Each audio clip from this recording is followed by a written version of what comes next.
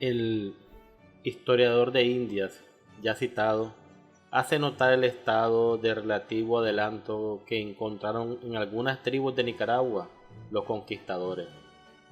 Sea como fuere, que cierto es que tienen estos que hablan mexicano por letras las figuras de los de Culúa y libros de papel y pergamino, un palmo de anchos y 12 largos y doblados como fuelles, donde señalan por ambas partes de azul, púrpura y otros colores las cosas memorables que acontecen.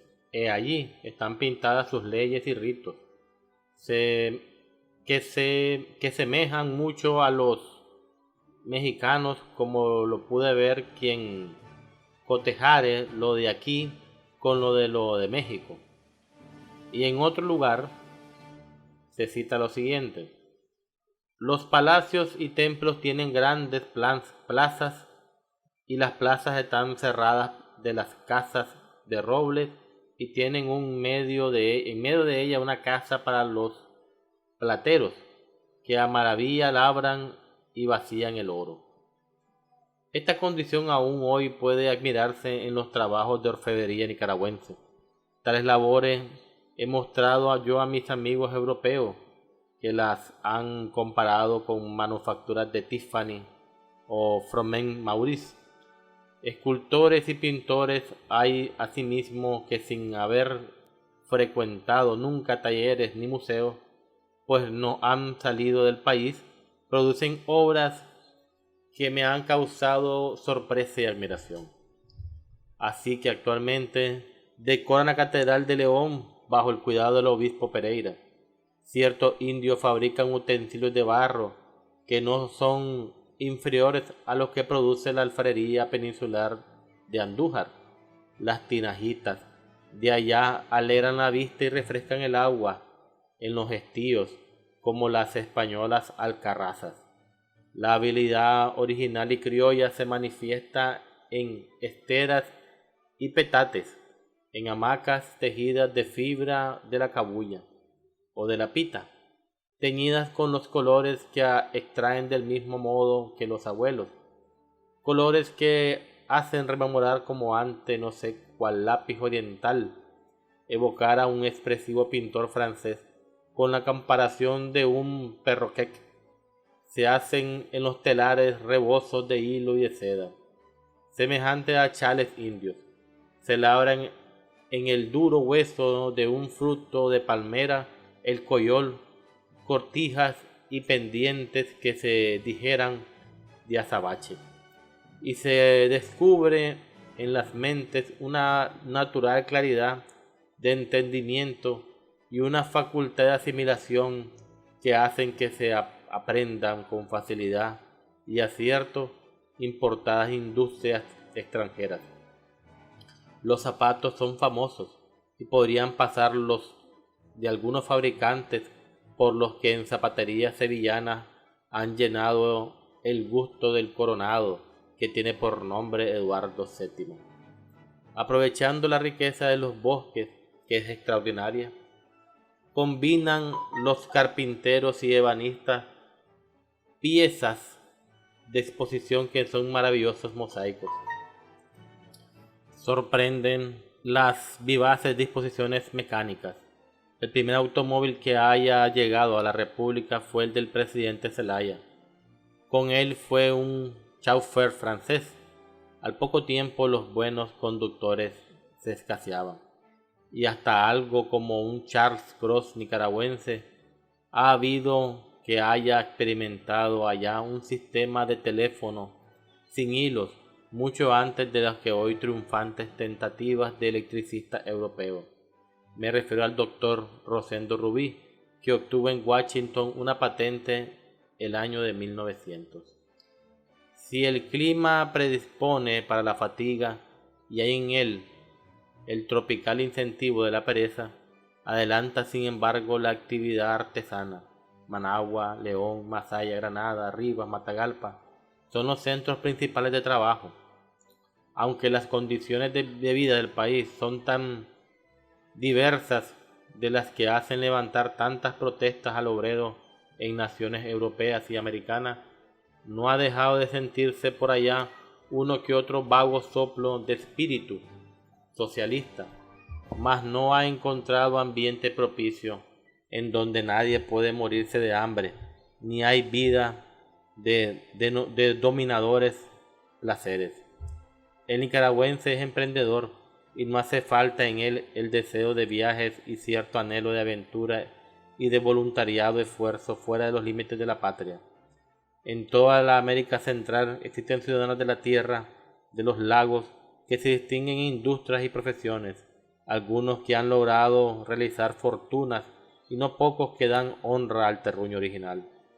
No es único el caso del navegante matagalpense de que hablara Ángel Ganivet, y en Alemania, en Francia, en Rumania, en Inglaterra, en los Estados Unidos, sé de nicaragüenses trasplantados que ocupan buenos puestos y ganan honrosa y provechosamente su vida.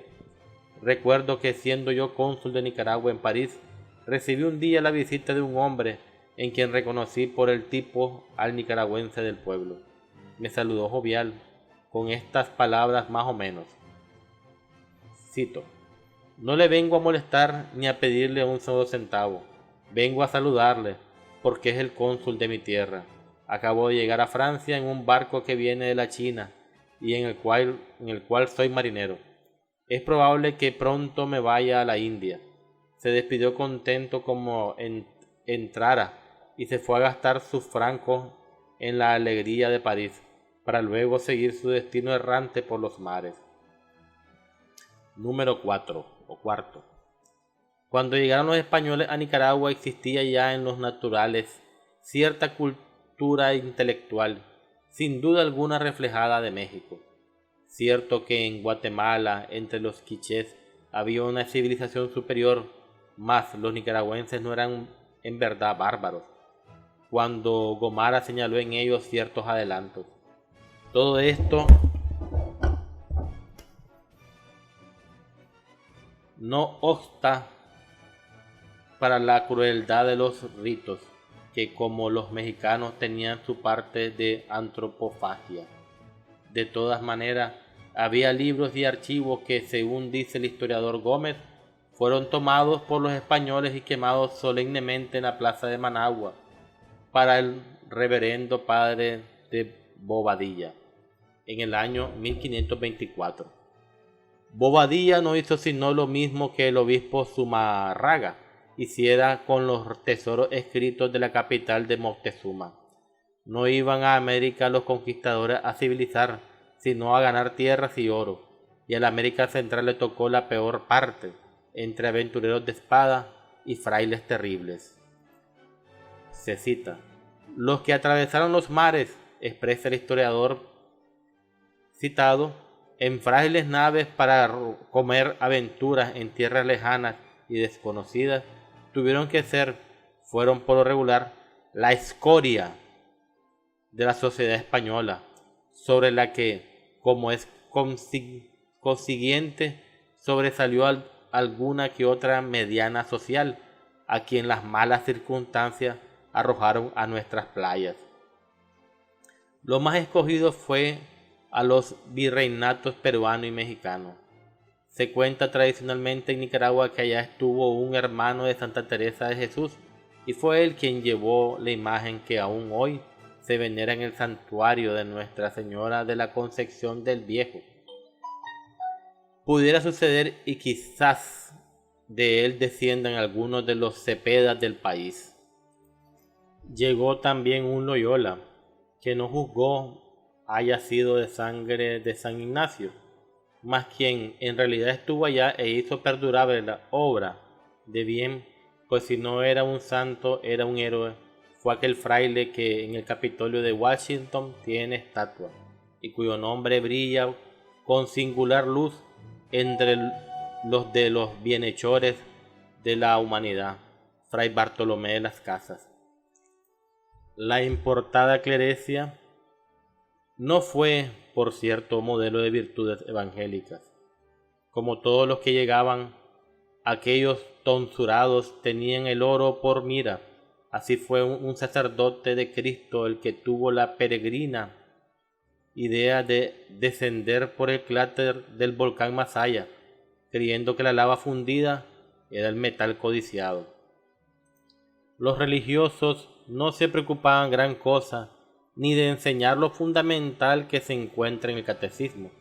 Gobernadores, encomenderos, capitanes no tenían más objeto que su deseo de riqueza, y entre ellos se aprisionaban y se mataban. Guatemala, reino o capitanía general, era el centro de la escasa cultura del tiempo de la colonia, mas por todas partes está el dominio de las armas y la cogula. El fanatismo imperaba. En Guatemala se practicaban la magia y la hechicería. Es muy curioso lo que a este respecto cuenta en su obra que hizo traducir Colbert al francés. El fraile inglés Thomas Cage, quien logró, a pesar de ser extranjero, ir hasta la capital guatemalteca, donde enseñó teología por espacio de 12 años. El período colonial es sombrío para la vida intelectual. Así hasta la Revolución Francesa, que tuvo en todas partes repercusión. La prohibición de que llegasen libros extranjeros concluyó con la ordenanza de Carlos III. La enciclopedia en aquellos países, como en el resto de América, ayudó a preparar la independencia. Un fraile eminente, el padre Goicoechea, dio nueva luz a los estudios filosóficos, antes envueltos en mucha teología y mucho peripato. Hay que advertir que fueron también clérigos los que, como antaño la sombra, hacían ahora la luz. En los primeros años, expresa Gámez, se siguieron al descubrimiento de Nicaragua. La población se hallaba, en cuanto a letras, en completas tinieblas. Los aventureros españoles que llegaban a nuestras colonias tenían más afición a la espada que a la pluma, y era raro el que siquiera sabía escribir su firma. Los escritos de aquel tiempo, confiados a las personas más inteligentes e instruidas, ponen de manifiesto la ignorancia de sus autores. El clero fue entre nosotros, como en otras muchas colonias, el que descorrió el velo de la enseñanza, comenzando a propagarla. Pero la instrucción se limitaba a las castas privilegiadas y se reducía a las primeras letras y a la doctrina cristiana. Más tarde se estableció en León un colegio seminario para fabricar los sabios de la colonia. Se estudiaba ahí latinidad, cierto embrollo metafísico religioso que apellidaban filosofía, y teología moral y dogmática. La sabiduría y la ciencia no pasaban nunca más allá de los dientes de la sacristía. Se creó después una universidad en Guatemala, pero tanto en esta como en el seminario de León no se podía avanzar más que lo que conviniera a la política de España en las colonias. En 1794 había en la capital del reino 16 conventos, muchas iglesias y una sola escuela de primeras letras. No obstante, en Guatemala hubo antes cierto florecimiento mental, pues no debe de haber sido caso aislado el de que aquel poeta contemporáneo de Cervantes, a quien éste alababa en su viaje al Parnaso en estos términos, después de celebrar a Gaspar de Ávila: llegó Juan de Mestanza, cifra y suma de tanta erudición, donaire y gala, que no hay muerte ni edad que le consuma. Apolo le arrancó de Guatemala y le trujó en su ayuda para ofensa de la canallada en todo extremo mala. A finales del siglo XVIII dio un gran paso la enseñanza en Guatemala.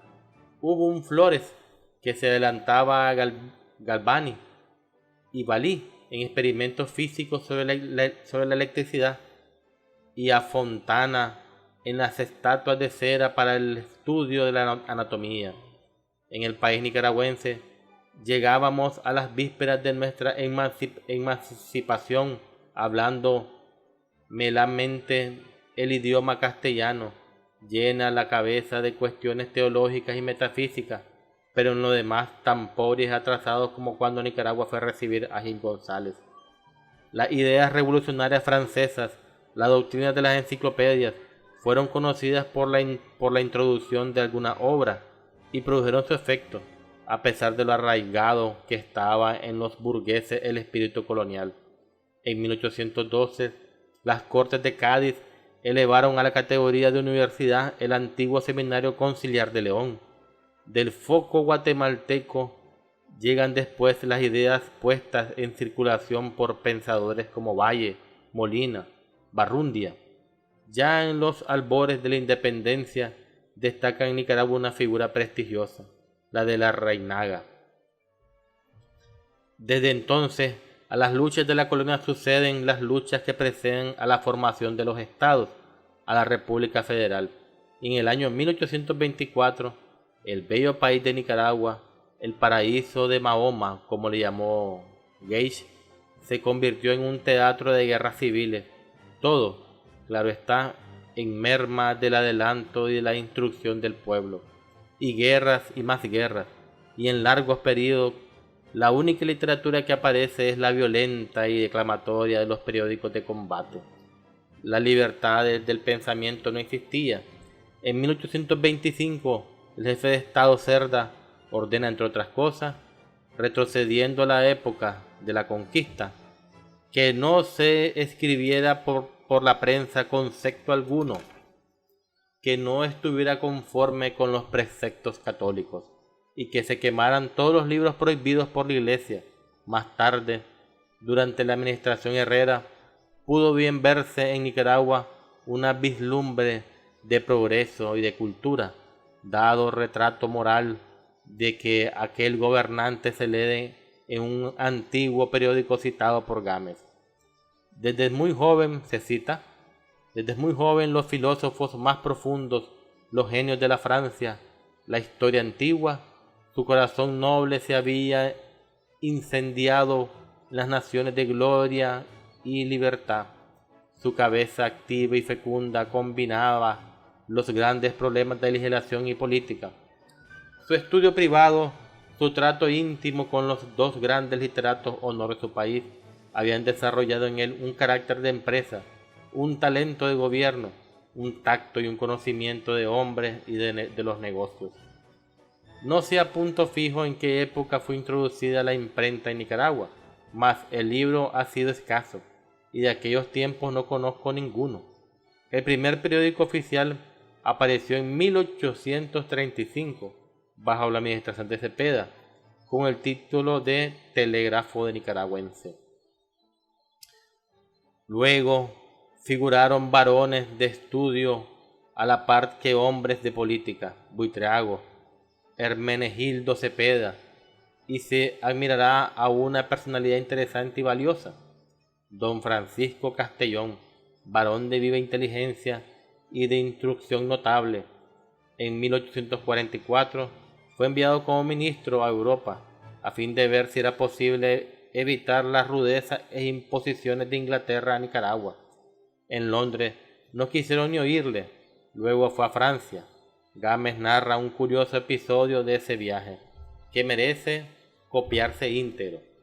Cita: Castellón, que era un hábil diplomático, concretó entonces sus esfuerzos a la corte de Francia, para que siquiera interpusiese su mediación y nos librara de ser tratados como pueblos bárbaros, puesto bajo la férula de cónsules descorteses y arbitrarios. Despertó con tal objeto el interés del público francés por el canal interoceánico de Nicaragua, por medio de la prensa y de conversaciones con los hombres más notables de aquel tiempo. El príncipe Luis Napoleón, después Napoleón III, estaba preso en el castillo de Hars, y la corte de Luis Felipe lo hacía padecer como demente. Castellón quiso también sacar partido de bonapartismo y solicitó permiso de visitar al reo de Estado. Luis Napoleón agradeció la visita del diplomático nicaragüense. Quedó prendado de su agradable presencia y finos modales, y se sintió vivamente reconocido cuando Castellón, burlando la vigilancia del carcelero, le deslizó disimuladamente 2 cartuchos de oro, que el príncipe rehusó. Desde ese día, el futuro emperador fue un partidario decidido del canal por Nicaragua, y todos los bonapartistas franceses se convirtieron en sus propagandistas más entusiastas. Estaba logrado el objeto. La gratitud de Napoleón fue imperecedera. Además ocupó el trono imperial. Mandó a Nicaragua a buscar a Castellón, cuya muerte ignoraba.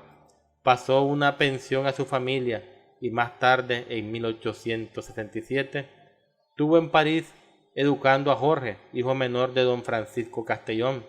Se dirigió entonces a la Cancillería francesa y en una conferencia con el ministro Guizot ofreció a Francia toda clase de privilegios sobre el canal y también cederle en propiedad una isla en el Atlántico para hacer ahí un fuerte que sirviera de llave al mismo canal, a condición de que interpusiera su mediación con Inglaterra. Vana demanda. La corte de Luis Felipe manifestó francamente al representante de Nicaragua que los procedimientos de Inglaterra eran correctos porque, añadió, las naciones de Europa no pueden, sin rebajarse, entenderse con esos gobiernos mosquitos. El gobierno de Nicaragua, al dar cuenta más tarde en el periódico oficial del fracaso de su legación, exclamaba con tristeza: nuestro gobierno, cuando se trata de condenarlo a pagar sin ser oído, está constituido, pero no lo está cuando quiere manifestar sus agravios y defenderse. Y el espíritu de Drago flotaba aún sobre la superficie de las aguas. Don Patricio Rivas y don Cleto Mayorga, ambos políticos, fueron aficionados a las musas y produjeron cosas ingeniosas que no se conservan en ninguna antología. En medio de las agitaciones y guerras que se sucedían, solían aparecer canciones populares de rimadores anónimos. Máximo Jerez, caudillo infatigable, apóstol de la Unión Centroamericana, fue persona de cultura literaria. Díaz Zapata, en nombre grato al arte, el hombre de Estado Celedón, era un universitario. El filibusterio Yankee Walker, que cultivó su espíritu en una universidad alemana, no llevó a Nicaragua sino la barbarie de ojos azules, la crueldad y el rifle. Otro anglosajón que llegó de paz fue Skier, quien escribió un libro notable sobre aquellas tierras. Leyendo este libro tuvo Víctor Hugo la idea que le hizo producir La Raison du Momotombo. Buenaventura Selva fue estadista, abogado, su gran mérito, y también hombre de letras. Gregorio Juárez, sujeto estudioso, lleno de nociones, sabio para su tiempo, y que tuvo que ver también con los asuntos públicos, dio a la prensa muchas ingenuas y modestas poesías. El doctor de la Rocha cultivó la elocuencia y dejó páginas históricas y literarias. En 1660 se introdujo la imprenta en Guatemala y 3 años después se hizo el primer trabajo tipográfico. Respecto a Nicaragua no tengo ningún dato seguro. En León creo que fueron de los primeros impresores Pío Orue y Justo Hernández. Mas el libro, como he dicho, era escaso en esos tiempos y aún continúa haciéndolo ahora. Conozco muy mal impresas y mendozas las obras de un historiador de buenas intenciones. Aunque harto apasionado, Jerónimo Pérez cerraba la Universidad Leonesa, los estudios se hacían en contados institutos y liceos. La filosofía se enseñaba por Balmes, la física por Ganot. La fundación de los institutos de Oriente y de Occidente en Granada y en León fue un gran paso en el adelanto intelectual de la República. Llegaron para enseñar en ellos españoles eminentes. Al de León debió ir como director Augusto González de Linares, gloria de la ciencia moderna de España. No pudo realizar el viaje y fue en su lugar José Leonard, un polaco admirable que había sido ayudante del general Kruczk. en la última insurrección y que en España llegó a dominar el castellano con toda la perfección. Era un políglota consumado y a ocupar el puesto de redactor de la Gaceta de Madrid. Con él fue el doctor Salvador Calderón, sabio naturista, hoy profesor de la Universidad Matritense. A Granada fueron el padre Sáenz Llaría y otros notables peninsulares. Quinto. Poco se ha escrito sobre la literatura en Centroamérica y especialmente en Nicaragua. Menéndez Pelayo le dedicaba algunas palabras en el prólogo de su antología. No tengo recuerdo de que en la Lira Americana que publicó Ricardo Palma en París esté representada Nicaragua, ni en la obra de Logomayor. El poeta Félix Medina comenzó la publicación de una lira nicaragüense hace ya muchos años. La obra quedó a medio hacer. En pocas pasadas los rimadores no han sido raros, dado que excelentes sacerdotes, doctores, hombres públicos, licenciados, han, como decía el inocente énfasis de antes, pulsado de la lira. Tengo memoria de haber oído en mi infancia muchos cantos nacionales patrióticos, guerreros y amorosos. Del corazón del pueblo han brotado, como en todos países, cantares sentidos y sencillos como este. Mañanitas, mañanitas, como que quiere llover, así estaban las mañanas cuando te empecé a querer. Era costumbre que en los entierros se distribuyesen a los concurrentes, junto con las velas de cera, prosas y poesías impresas en papel de luto. En esa literatura fúnebre se solían encontrar producciones de cierto mérito, firmadas con nombres conocidos o con seudónimos. La novela no ha tenido cultivadores. Apenas un caballero de la ciudad de Granada, el señor Gustavo Guzmán, ha dado hace tiempo a la publicidad algunas tentativas sin pretensiones.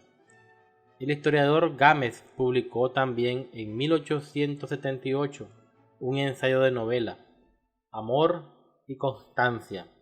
Los estudios históricos sí están representados por libros plausibles y meritorios, fuera de Jerónimo Pérez ya citado y de Hernández Somoza, cuyos trabajos se han circunscrito a épocas determinadas.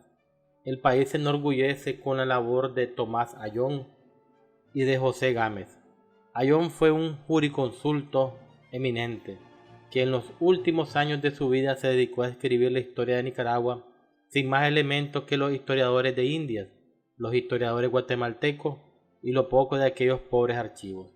Publicó su trabajo por la imprenta nacional. Como fue un escritor para quien los clásicos eran familiares, su producción se recomienda por discreción y elegancia de estilo, aunque se hayan hecho algunos reparos como analista. Dejó ese varón ilustre un hijo que heredó sus dotes estéticas y que hoy es uno de los primeros cultores del arte de escribir en aquella república, Alfonso Ayón. Gámez, cuya actuación política ha sido mucha y muy agitada, es uno de los más firmes sostenedores de las ideas liberales en Centroamérica. Su radicalismo es fundamental y su intransigencia reconocida. Así, en su obra no buscaba disimular las tendencias preferidas de su espíritu. Cita: "Yo", dice en la introducción de su Historia de Nicaragua, "debo declararlo con franqueza, no puedo ni podrá nunca ocultar mis simpatías por el sistema republicano, por las luchas a favor de la independencia y la libertad de los pueblos, por los progresos modernos y por las avanzadas ideas del liberalismo en todas sus manifestaciones", etc. De esta manera, en su producción hay siempre un vago relampagueo de jacobinismo que se hace advertir entre la facilidad y la claridad de su discurso. Después de la publicación de su historia, el autor anunció la de otras obras, como Archivo Histórico de Nicaragua, voluminosa recopilación cronológica de documentos históricos desde 1821 hasta nuestros días. Un diccionario biográfico y geográfico de la República de Nicaragua. Sus memorias del destierro y los grandes nacionalistas, estudios de la vida y hechos los grandes caudillos que en Centroamérica se han esforzado por reconstruir la patria de 1834. Estos libros han quedado hasta ahora inéditos. Gámez ha tenido que dejar muchas veces de escribir historias por hacer historia. Nadie ha podido por allá dedicarse a las puras letras. Pero, ¿acaso no hay la misma queja en toda Latinoamérica? Y en España misma. Hay en aquellos países, en Nicaragua muy particularmente, una abundancia de materia prima, y mejor dicho, el espíritu primo, que es de admirar. Mas el ambiente es hostil, las condiciones de existencia no son propicias, y la mejor planta mental, que comienza en un triunfo de brotes, se seca al poco tiempo. La impresión de libros, como lo he dicho ya, casi es nula. La producción de literatos y de poetas ha tenido que desaparecer entre las colecciones de diarios y de una que otra revista de precaria vida. Hubo un poeta de gran cultura, a quien yo conocí anciano, y que murió siendo director de la Biblioteca Nacional de Managua, Antonino Aragón.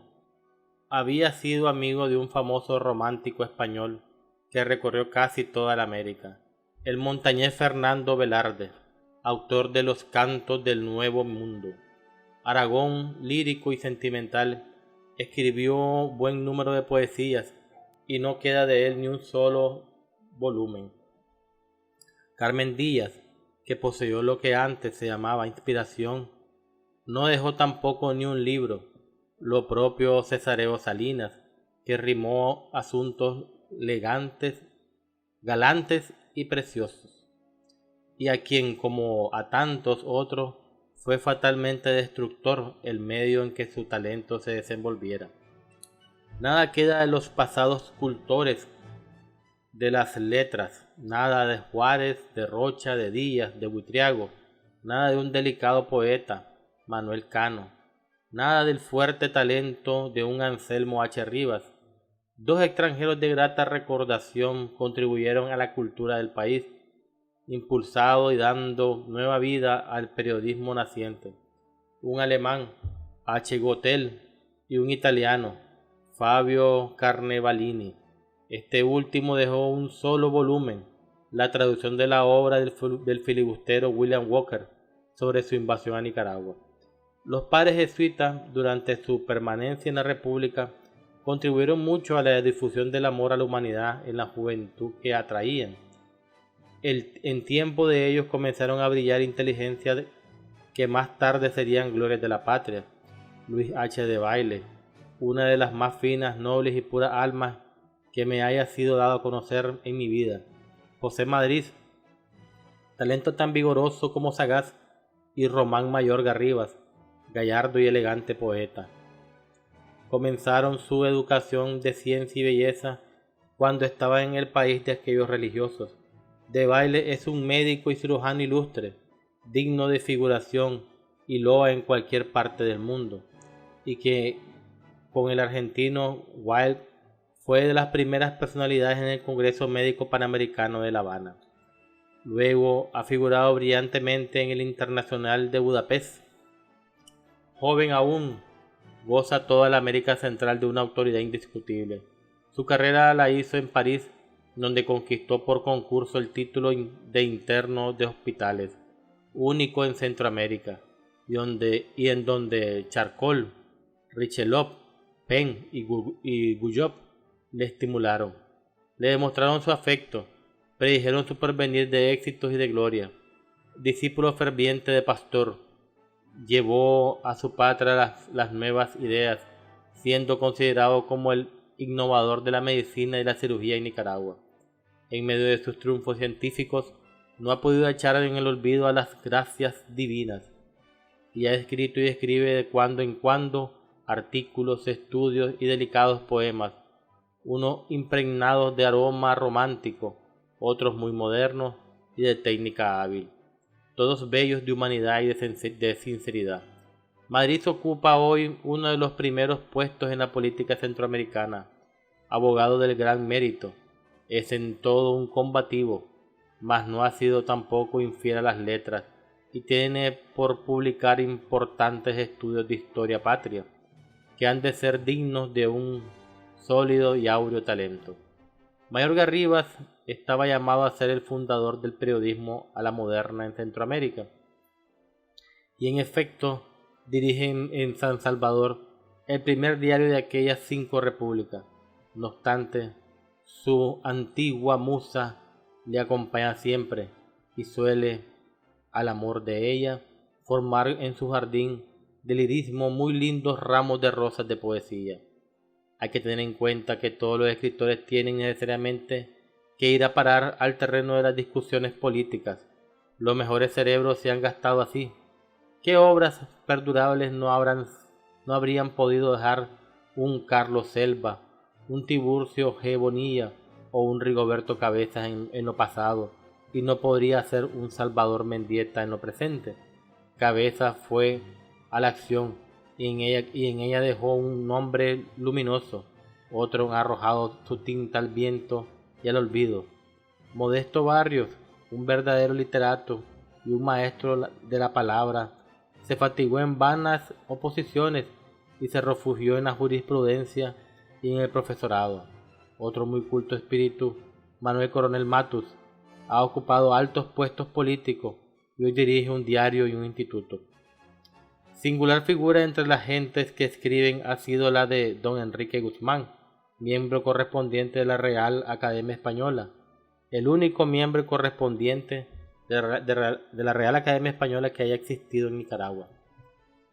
El señor Guzmán se dedicó a la política y a la gramática. En lo segundo ha tenido por allá, en años ya lejanos, bastante éxito. Es un hombre de cierta lectura, con dotes socarronamente satíricas, y cuya manera ha consistido en mezclar el chiste castellano y a la cita clásica algo de pimienta un poco fuerte y del chile usual en su parroquia. De este modo, el señor Guzmán es menos gustado en el resto de Centroamérica que en Nicaragua, y en Nicaragua, para saborearlo por completo, se necesita hacer de su ciudad de Granada y posiblemente de su barrio. Es algo, por otra parte, semejante al español Balbuena, con más cultura y que mezcla taimadamente a falsas inocencias de cura oblicuo desplantes y pesadeces de domine criollo. Excelente, señor Guzmán, el mismo invariable e incambiable desde hace 30, 40, 50 altos, qué sé yo. Nil ne pusset, capiti non posse persicula cano pelere, quin tepidum octes audiere decenter. El gramaticismo y el filologismo llegaron por influjo colombiano. En un tiempo cuando a Bogotá se le llamaba Atenas de América, fueron aquellos países como dependencias académicas de Colombia y de Venezuela. De ahí que todavía se encuentren quienes juzgan que el hombre ha sido creado por Dios para aprenderse el diccionario de galicismo de Baralt y las amputaciones críticas sobre el lenguaje bogotano de don Rufino José Cuervo. Todos, dos caballeros discuten sobre política o sobre no importa qué por la prensa. Desventurado de aquel que, aunque lleno de buena doctrina, escribe: es por esto que, o avalancha. Una de las razones que hicieron popular y famoso al escritor ecuatoriano genial, por otra parte, don Juan Montalvo, fue su manera de escribir arcaica, su culto por Cervantes y por el diccionario. Y hay quienes en Nicaragua se han dedicado a la tarea de estudiar el idioma y que merecen el título de miembros correspondientes de la Real Academia Española, tanto como el señor Guzmán. Me refiero al señor Fletes Bolaño, a un poeta honesto y sensitivo, ni antiguo maestro Felipe Ibarra, a un concienzudo e infatigable minero de las minas clásicas, Mariano Barreto. Todo esto me era conocido. A mi llegada pude darme cuenta de lo que vale y representa la nueva generación. Allá como en toda América ha habido un florecimiento, una renovación de brillo y valores. Encontré un tesoro de entusiasmo, una corriente que tan solo necesita ser bien encauzada, una fuerza que, como un poco de apoyo y de estímulo, con paz en la República y con voluntad en los espíritus dirigentes, puede convertirse en el impulso dinámico que transforme el alma del país. Juventud y porvenir significan, en el fondo, una misma cosa.